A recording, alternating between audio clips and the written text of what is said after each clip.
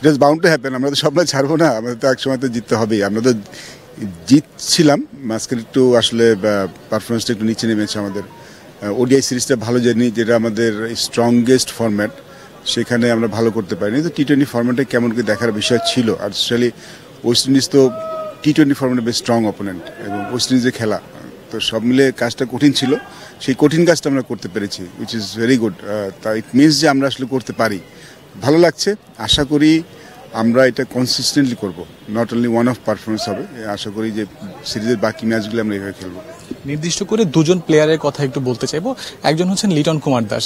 আমরা দেখেছি এবছর শ্রীলঙ্কার সাথে 2 ওয়ানডেতে পরপর ডাবল ডাক হওয়ার পরে তিনি থার্ড ওয়ানডে থেকে ওয়ানডে দল থেকে ড্রপড হন, বাট এরপরে তিনি ওয়েস্ট ইন্ডিজ সিরিজে ওয়ানডে দলে আবারও ডাক পান, যদিও তার ওয়ানডেতে খুব একটা পারফরমেন্স ছিল না। অ্যাজ অ্যান এক্স সিলেক্টর আপনি এই বিষয়টাকে কিভাবে দেখছেন?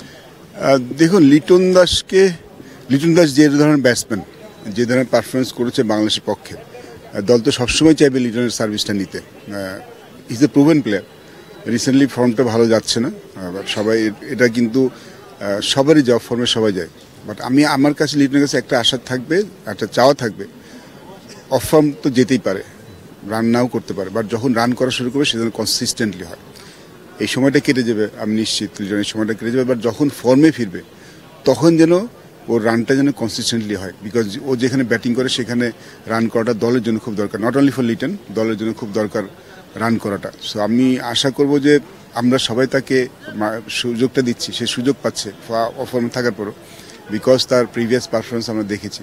বাট একটা চাওয়া থাকবে যখন ফর্মে ফিরবে তখন যেন নিয়মিতভাবে রান করে, not only one great innings then আবার রান না করার, সেটা যেন না হয়। যখন ফর্মে ফিরবে তখন যেন কনসিস্টেন্টলি রান করে।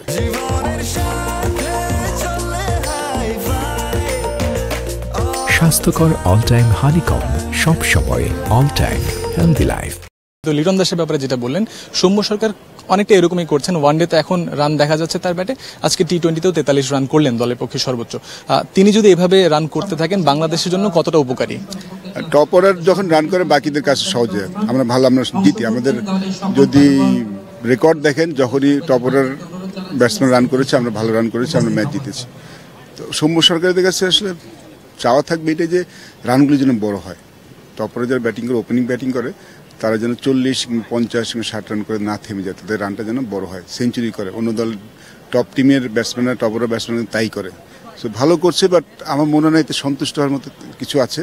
I think when they get a start, যখন, কারণ অফ ফর্ম যেটা বললাম যে ব্যাটসম্যান অফ ফর্মে যাবে, বাট যখন ফর্মে ফিরবে তখন যে রানটা বড় হয়। আবার